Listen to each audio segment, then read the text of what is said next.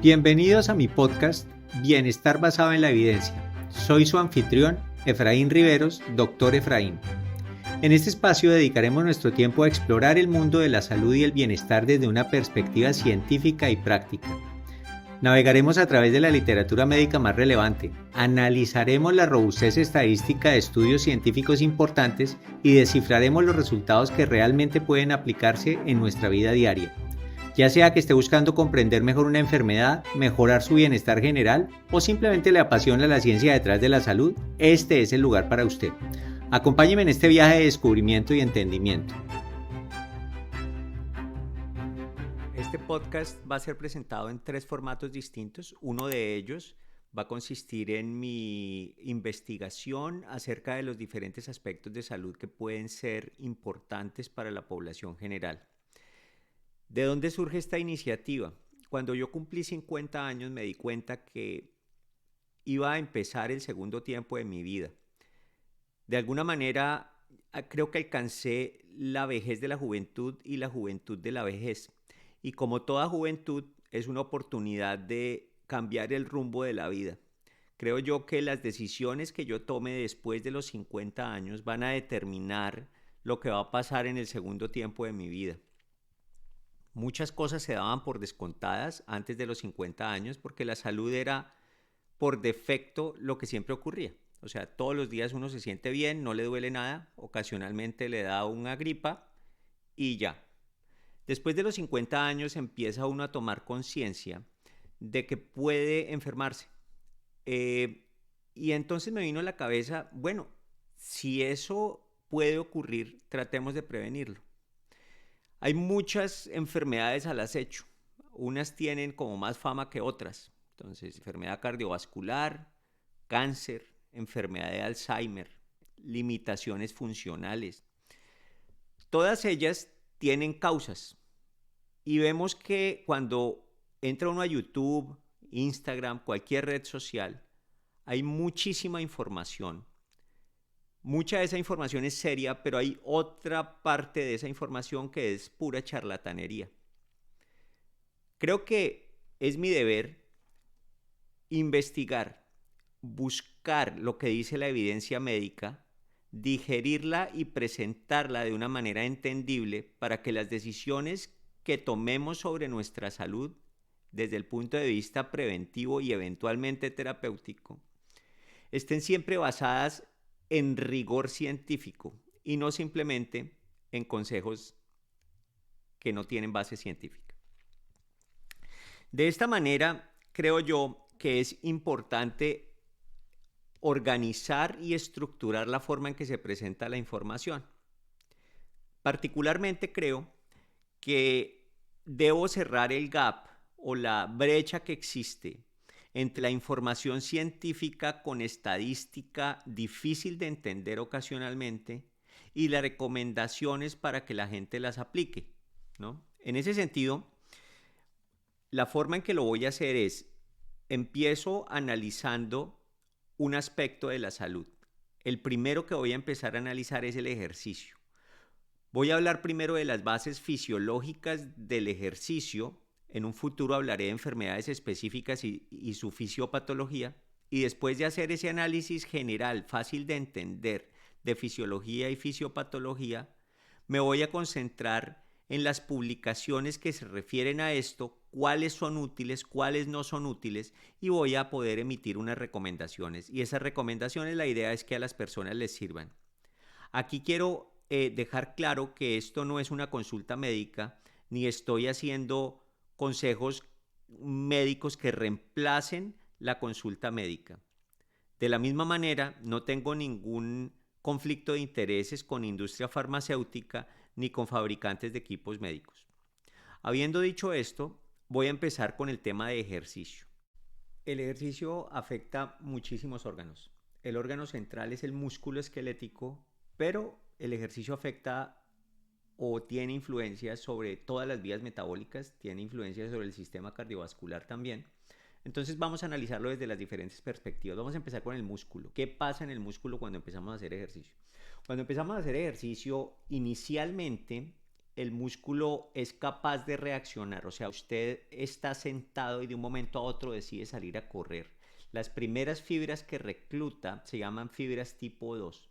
Esas fibras tipo 2 producen energía de una manera muy rápida y la manera en que producen esa energía es de dos fuentes: rompiendo la fosfocreatina por medio de una enzima que se llama creatinfosfoquinasa. Al romperla libera el fosfato y ese fosfato es cogido por el ADP para producir ATP, y esa es energía fácilmente disponible para el músculo.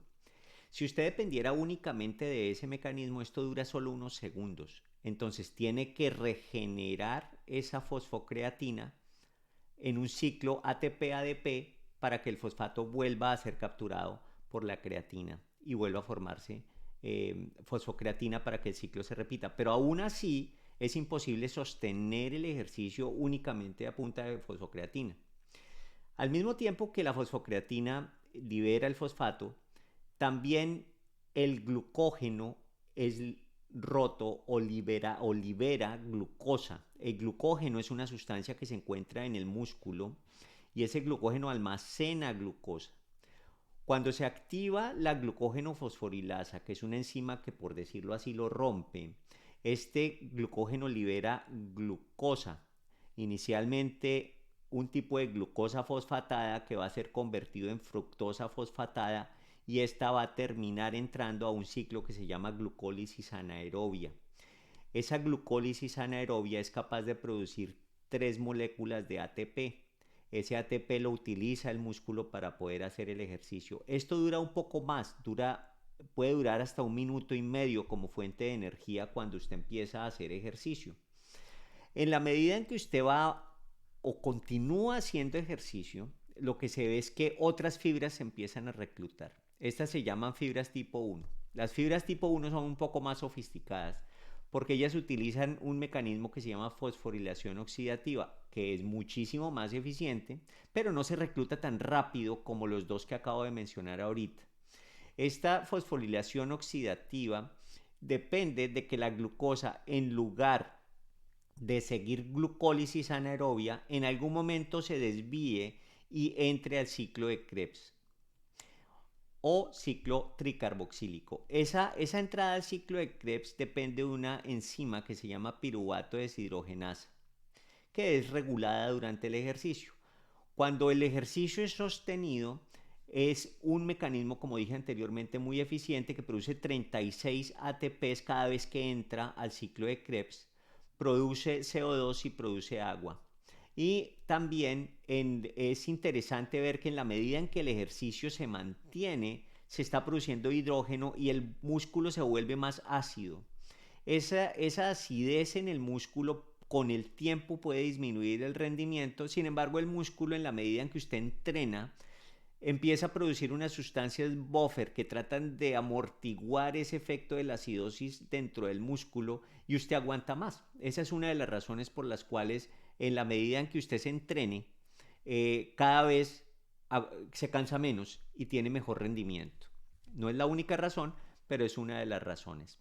Entonces, en resumen, empezamos con un metabolismo anaerobio, por así decirlo. Le llamamos anaerobio porque el oxígeno no está involucrado. Es la ruptura de la fosfocreatina para producir fosfato que va al ADP para formar ATP, y por otra parte la glucólisis anaerobia, que no necesita oxígeno, va a producir 3 moléculas de ATP, y con eso se sostiene el ejercicio inicialmente. Si usted continúa haciendo ejercicio, entra a la fosforilación oxidativa. Se llama oxidativa porque ya hay oxígeno involucrado en el ciclo de Krebs, y ese oxígeno se necesita para poder usted capturar todo ese hidrógeno o parte de ese hidrógeno que se está produciendo, y produzca agua, ¿no? Esto es sostenible en el tiempo y es entrenable, por así decirlo. Usted puede mejorar el rendimiento tanto anaeróbico como aeróbico dependiendo del tipo de ejercicio, y eso lo vamos a explorar un poco más adelante cuando hablemos de las diferentes modalidades de ejercicio. Como podemos ver, la glucosa pues es central aquí, ¿no? Porque eso es lo que se utiliza para producir energía. Entonces necesitamos tener una fuente de glucosa que dure con el tiempo si queremos seguir haciendo ejercicio. ¿De dónde sale esa glucosa? Primero habíamos dicho que el músculo mismo, ¿no? El músculo tiene glucógeno rompe ese glucógeno para liberar glucosa y utiliza su misma glucosa, bien sea para entrar a glucólisis anaerobia, para producir esos 3 ATPs, o entrar al ciclo de Krebs y producir 36 ATPs. Maravilloso, funciona maravilloso, pero usted se gasta ese glucógeno, eso no es ilimitado. Cuando se lo termina, tiene que recibir glucosa de alguna otra parte. ¿De dónde la recibe? El hígado. El hígado también tiene glucógeno. Ese glucógeno es degradado o, digámoslo, roto para producir glucosa. Y esa cosa puede viajar y puede llegar al músculo para que el músculo continúe trabajando.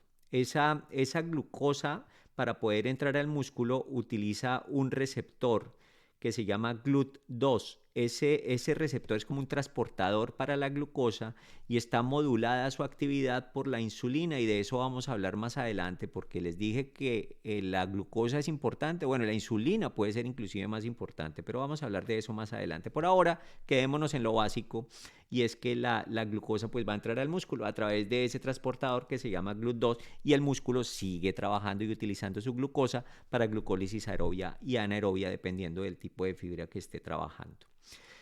Ese depósito de glucógeno en el hígado tampoco es ilimitado, eso se va a acabar. Si eso se acaba, ¿de dónde más podemos sacar glucosa? Del intestino.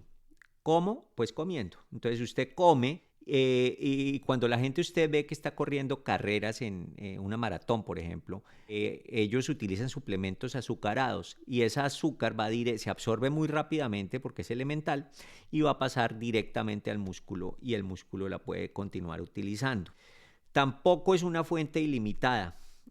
Cuando eso se acaba, toca sacar energía de otro lado, no de carbohidratos, sino de otra parte. ¿De dónde? La primera línea idealmente son las grasas. Las grasas se acumulan en el tejido adiposo en la forma de triglicéridos.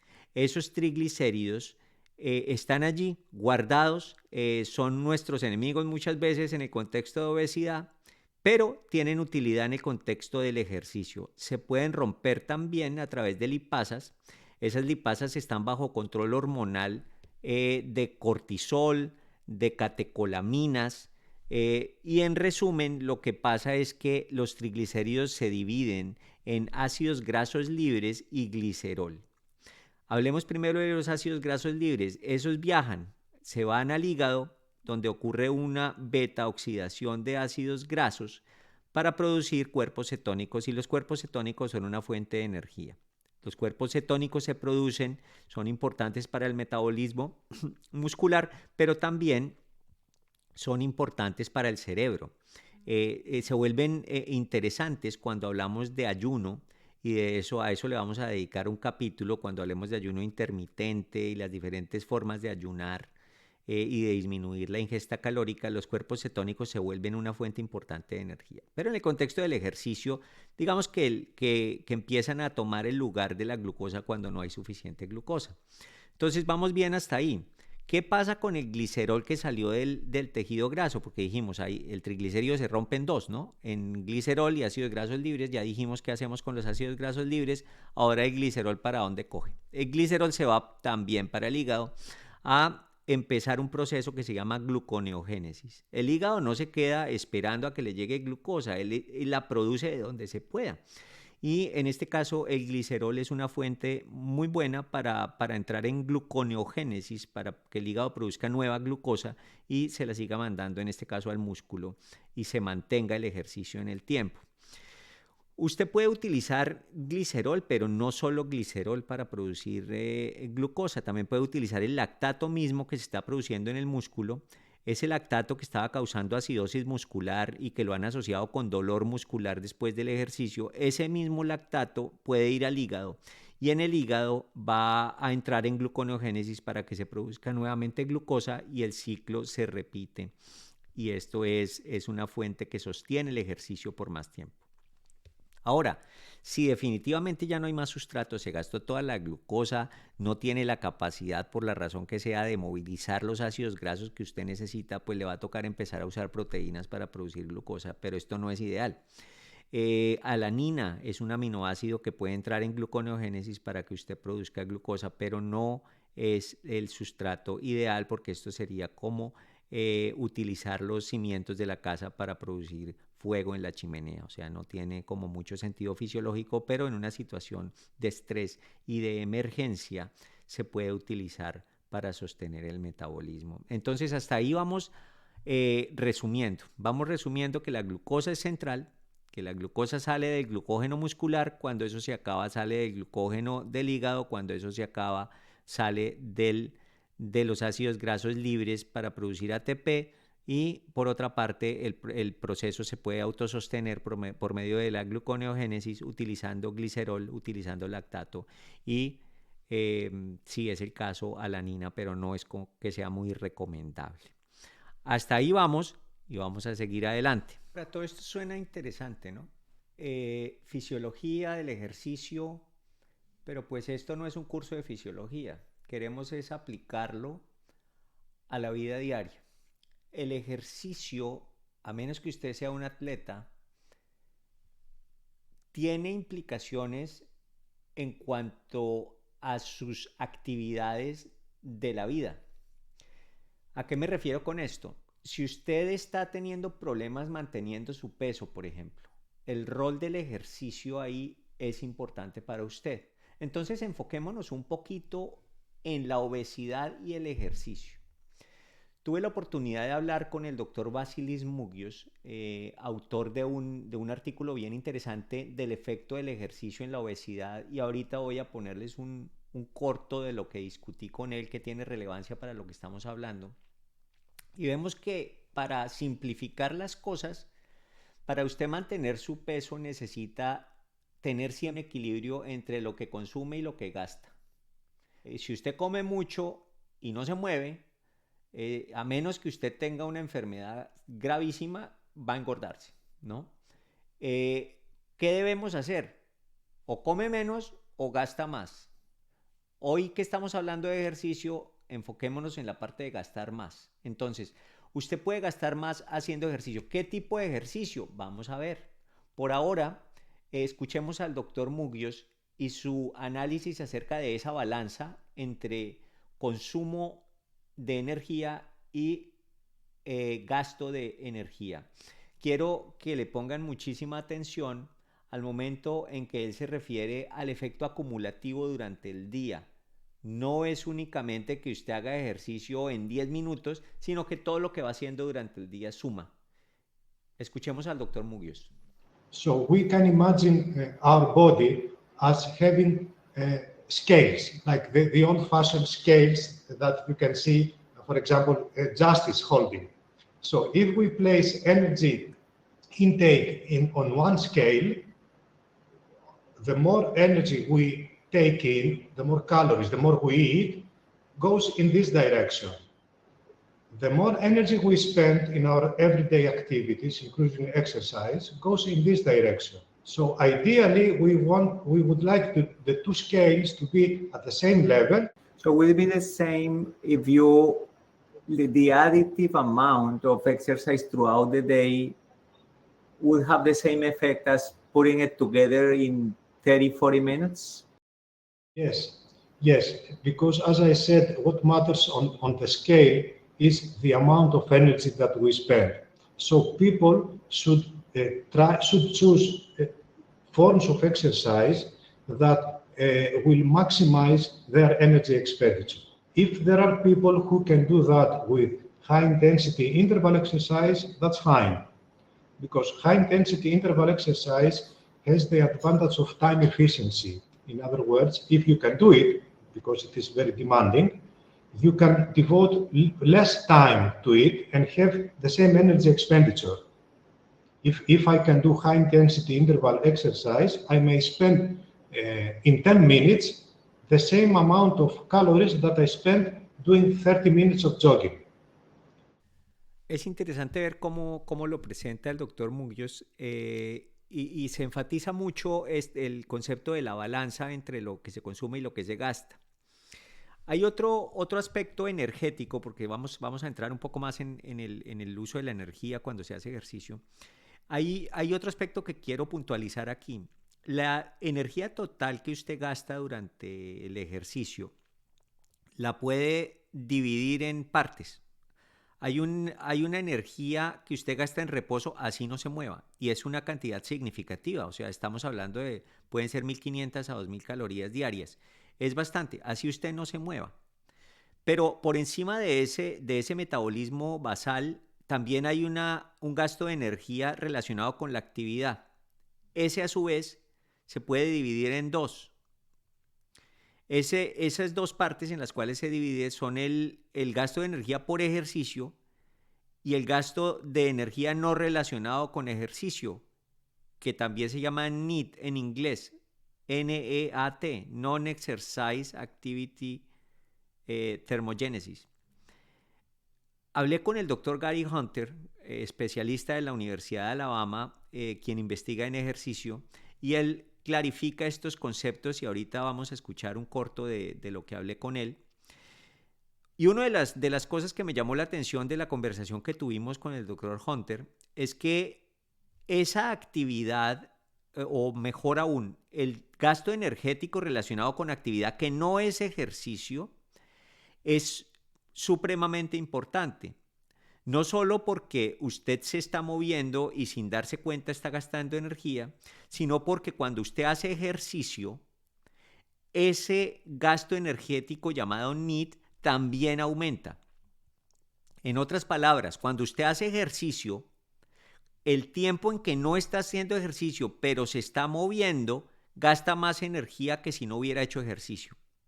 Eso puede relacionarse con varios factores. Uno de ellos, que es el más sencillo, es que si hay una caja que usted tiene que levantar y usted nunca hace ejercicio, usted ni siquiera se le ocurre ir a levantar esa caja. Usted llama a alguien más para que la levante. Pero si usted es una persona que está en forma, fácilmente usted va y levanta la caja. Y esa levantada de caja hace parte del NEAT, porque eso no fue un ejercicio, eso hizo parte de su vida. Entonces, la persona que no hace ejercicio nunca tiende a moverse menos que la que se pasa haciendo ejercicio. Eso podríamos resumirlo bajo el término de economía del ejercicio, economía muscular, porque para el músculo entrenado es más fácil hacer otras actividades que no necesariamente son ejercicio. O sea, es como un asa de retroalimentación positiva. Si usted hace ejercicio, resulta moviéndose más, resulta gastando más energía y entonces su balance va a ser mejor. En ese contexto, especialmente si usted tiene cuidado también con lo que come, en otro capítulo vamos a hablar de eso, usted va a estar bien. Entonces, el ejercicio es la llave para que usted se mantenga saludable y de aquí en adelante, en los siguientes capítulos, vamos a hablar en cada sistema qué hace el ejercicio y cuáles son los mecanismos para ese beneficio del ejercicio. Escuchemos al doctor Hunter y sus puntos de vista para ilustrar lo que acabo de decir. And so one of the things that we found over and over again in several different studies is that economy in doing common tasks like walking, that's related to NEAT. It's because it's easier, because you're burning less energy, it's easier for you. And so because it's easier for you, then you have a tendency to do more. And so instead of walking a mile, you might walk a mile and a half, and then you would burn more energy during that. You might take stairs. So it comes down to ease of doing physical activity.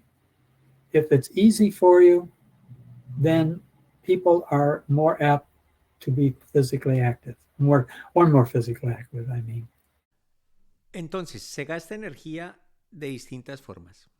En reposo, sus células necesitan mantener su metabolismo, mantener las bombas iónicas para que se mantenga la homeostasis o el equilibrio en la célula y alrededor de ella. Eso gasta energía, así usted esté acostado. Aparte de eso, usted gasta energía en la digestión y procesamiento de los alimentos. No es mucha, pero se gasta energía. Podríamos decir que cuando usted come gasta energía, pero claramente acumula más de lo que gasta. Y las dos partes del consumo o gasto de energía mejor que son críticas son la relacionada con el ejercicio y el NEAT. El ejercicio entre más ejercicio haga, pues obviamente más energía va a gastar por ejercicio, pero también más energía va a gastar por NEAT. Y eso tiene que ver con la economía muscular. Ahora, hay diferentes tipos de ejercicio. Entonces, tenemos el ejercicio aeróbico. Ejemplo, correr en una trotadora, montar en bicicleta, nadar. Tenemos también el ejercicio de resistencia, que lo podemos ilustrar con levantamiento de pesas. Y tenemos nuevas modalidades de ejercicio, digo nuevas en la última década. Una de ellas se llama ejercicio HIIT o High Intensity Interval Training, ejercicio de alta intensidad a intervalos, el cual se basa en episodios muy intensos de ejercicio con breves periodos de descanso. Cada una de las modalidades de ejercicio se asocia con cambios energéticos distintos y se asocia también con algunos beneficios sobre la salud distintos. En el siguiente capítulo vamos a discutir eso, especialmente en el contexto del control de la presión arterial y obesidad. Creo que por el día de hoy está bien con la información que hemos dado. Estuvimos hablando acerca de las bases metabólicas fisiológicas del ejercicio que nos dan una base para entender lo que viene más adelante. Hablamos de energía y ejercicio.